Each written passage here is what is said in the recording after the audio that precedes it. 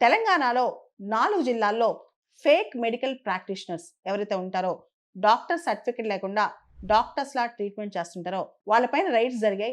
500 మందికి పైగా FIRs register అయ్యాయి.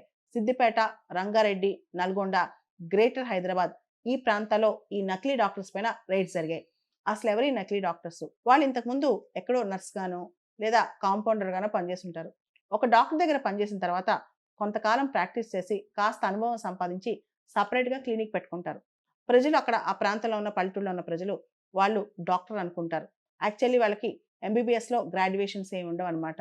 వీళ్ళు ఈ అలోపతి ప్రాక్టీస్ చేస్తా ఉంటారు. స్టెరాయిడ్స్ కానీ, మెడిసిన్స్ కానీ ఒక్కోసారి ఏ లెవెల్‌లో ఇస్తారో వాళ్ళకే తెలీదనమాట. దాంతో ప్రజలకి కొత్త ఆరోగ్య సమస్యలొస్తాయి. అండ్ చిన్న పిల్లల్ని, ఏజ్డ్ పీపుల్‌ని, పేషెంట్స్‌ని వీళ్ళందరినీ కూడా డాక్టర్స్ దగ్గరికి తీసుకెళ్తా ఉంటాం అనమాట.